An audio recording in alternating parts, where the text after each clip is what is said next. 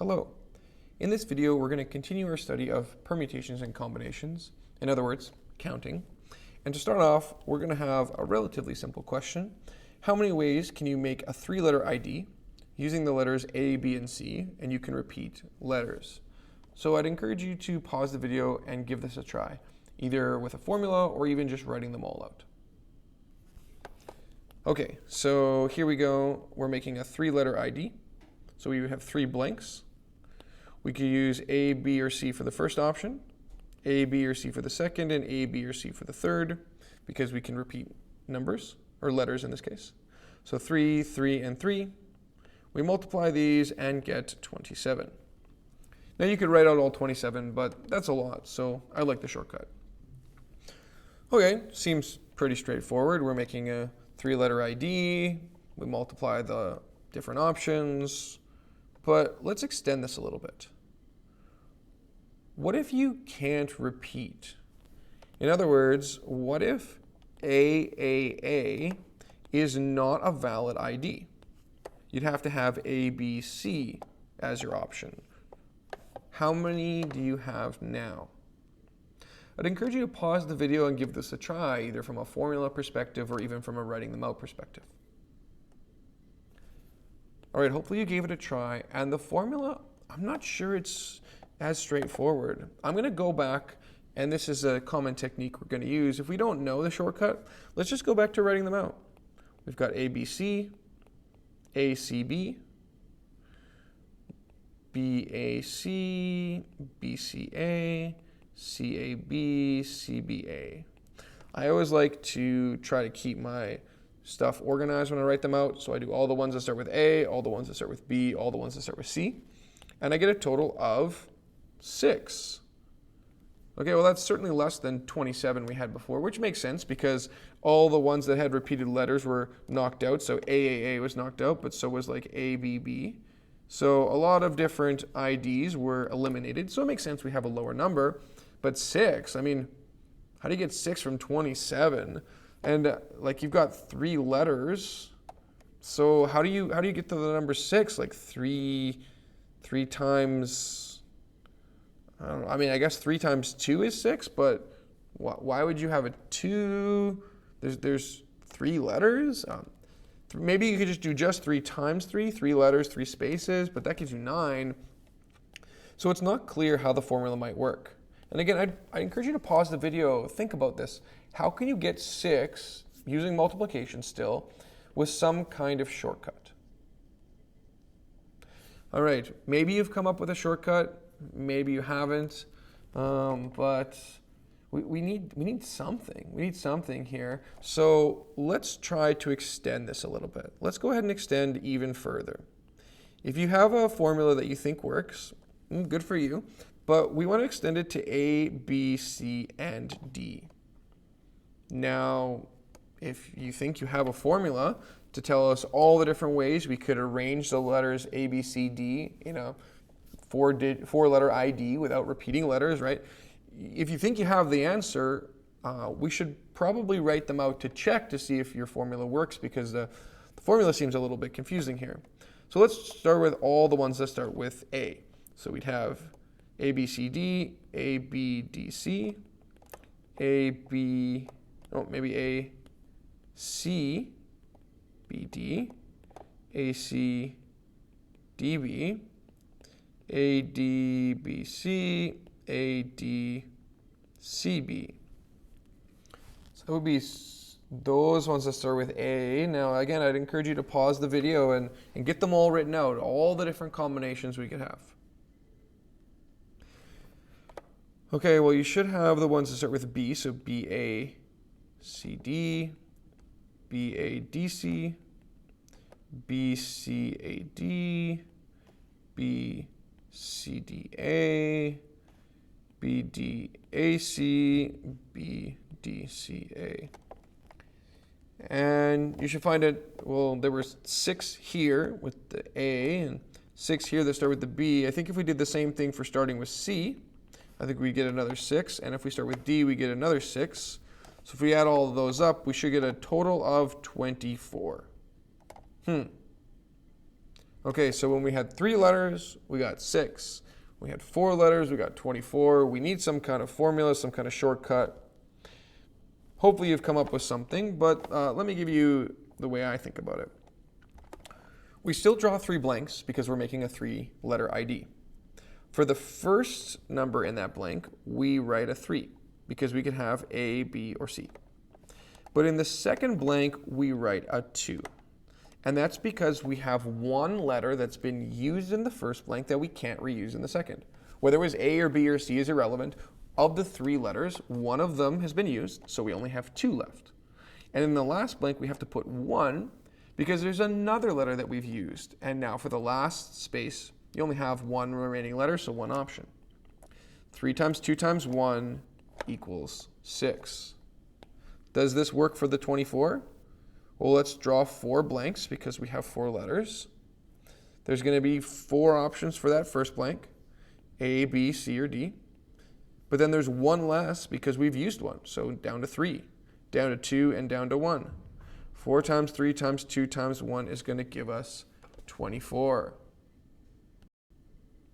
Okay, now let's go ahead and start to generalize.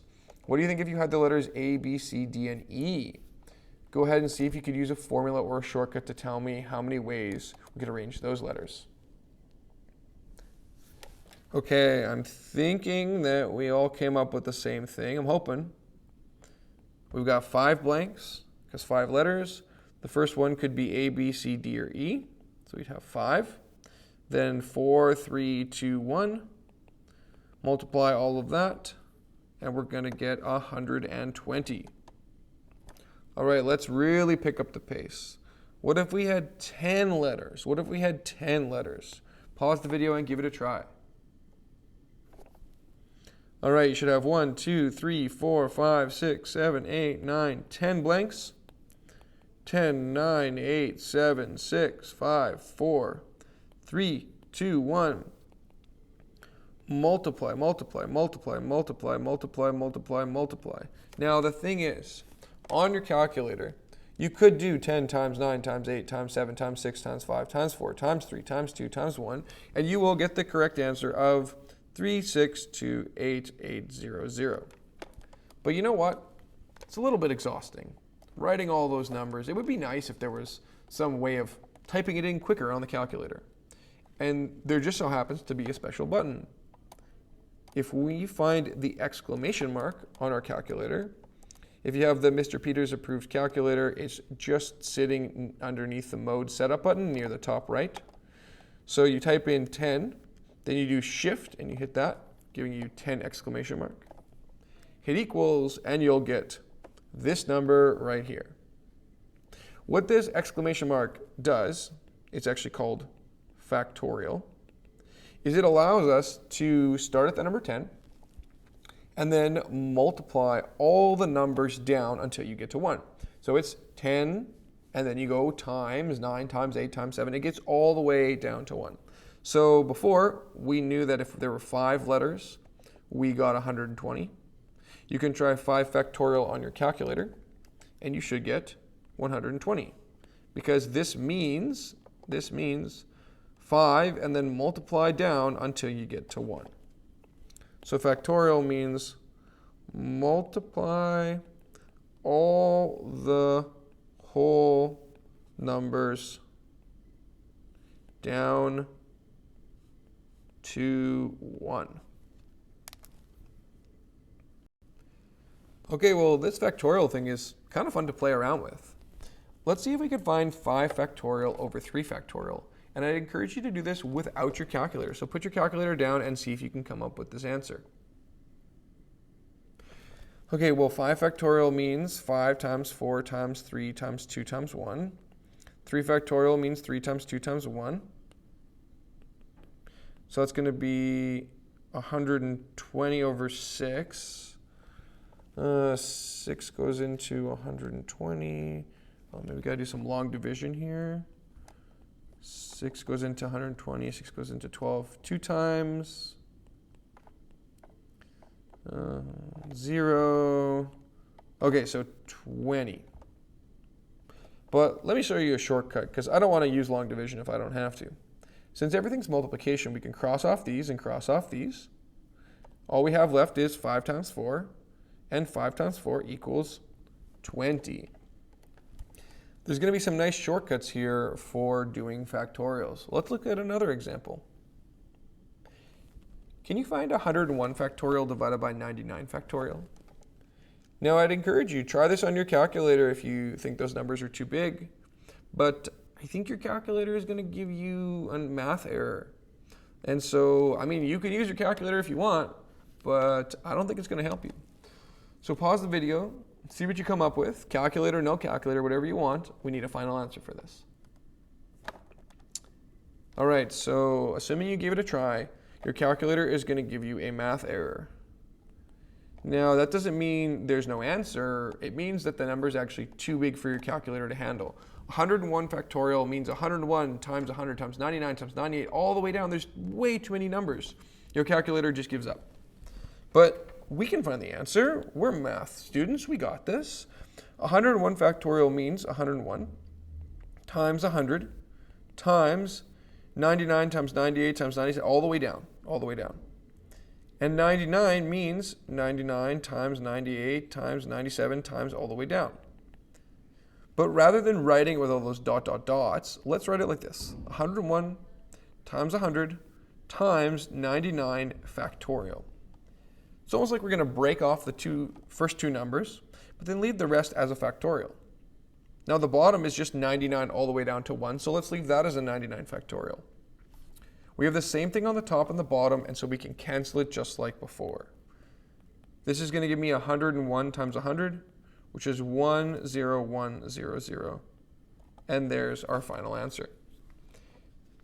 Now you can actually check this on like a supercomputer. If you go on Wolfram Alpha or some kind of online calculator that has more precision and more memory, just more power than the calculator that you have in your pocket, you can actually get it to give you this answer. But what's cool is we can get the answer ourselves. We don't need a supercomputer. We just need to use a little bit of cancellation. And I find that pretty neat. Now we need to continue studying factorials, and there's a few weird ones we want to look at. For example, 0 factorial. Now you might think, well, based on factorials, if we just start at the number and then count down to 1 and multiply all the numbers, 0 factorial should just not exist. There shouldn't really be anything, because you can't count down from 0 to 1. 0 is below 1. And you can try that on your calculator. Go ahead and type in 0 factorial, hit equals, and see what you get. Well, surprise, surprise, you don't get an error. You get a value. It gives you 1. Now this is kind of weird, so let me try to explain why 0 factorial is equal to 1. Let's start with, let's say 3 factorial. 3 factorial is 3 times 2 times 1, which is 6. 2 factorial is 2 times 1 is 2, and 1 factorial is just 1 times, well, it's just 1, so we get 1. Now we get even another one. 4 factorial is 4 times 3 times 2 times 1 is 24. These all make sense. And if you notice, there's a bit of a pattern as we go. The numbers are getting smaller, 24, 6, 2, and 1. And each time we can think about transitioning from one number to the next by division. To go from 24 to 6, we have to divide by 4. To go from 6 to 2, we have to divide by 3. And to go from 2 to 1, we have to divide by 2.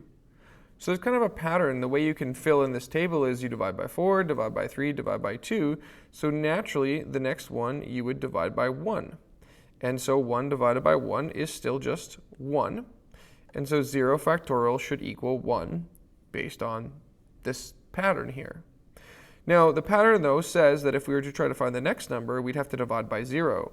And this is definitely an error. You're not allowed to divide by 0. So the next factorial definitely shouldn't work. -1 factorial should be an error. And we can try that on our calculator. Make sure you type in the brackets. Bracket, -1 factorial. Yep, that's definitely an error. So factorials make sense when you have positive numbers. Right, these are all here are positive numbers. And factorials do squeak out an answer for when you have 0. But as soon as you have negative numbers, you can't do factorials. Additionally, this kind of logic wouldn't work for any kind of decimals. So if somebody tried to give you 3.5 factorial, again, you can try that on your calculator, 3.5 factorial. That's going to give you an error as well. Factorial only works when you have whole numbers. How would you start at 3.5 and then count down to 1? Like 3.5, 2.5, 1.5? It just doesn't really make sense. So again, factorials make sense for whole numbers, and there's just one little sneaky example with 0.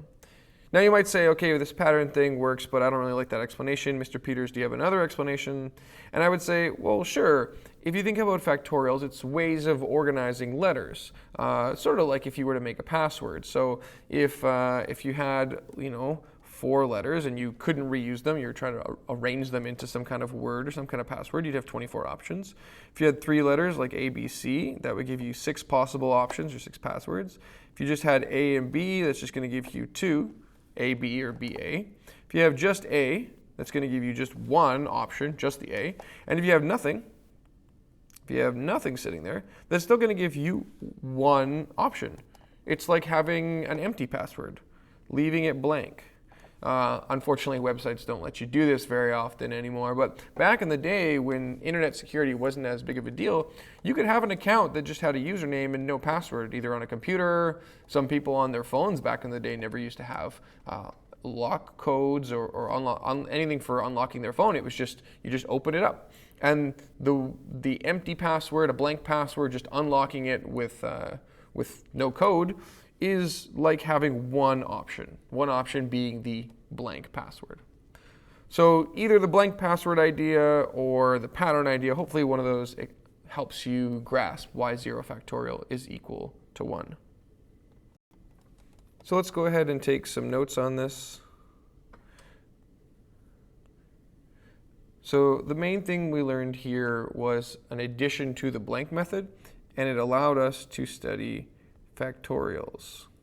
So what are factorials? If you have n factorial, that equals n times n minus 1 times n minus 2 times all the way down to 3 and 2 and 1. In English, this means that you start at n, count down to 1, and then you multiply all the numbers. So as an example here, you can calculate, let's say, 6 factorial. So see if you can do that by hand, and then you can check it on your calculator. I'll give you a chance to pause the video and give it a try. All right, you should have 6 times 5 times 4 times 3 times 2 times 1. Some little mental math will help us out here. We can group up the 2 and the 5 to make a 10. Then we could group up the 3 and the 4, I guess, to make a 12. So 10 times 12 will be 120. So we have 120, and then we still have that 6 in front. 6 groups of 120 will be 720, and the times by 1 doesn't do anything. Okay, now over here, you should try an example. This will be from worksheet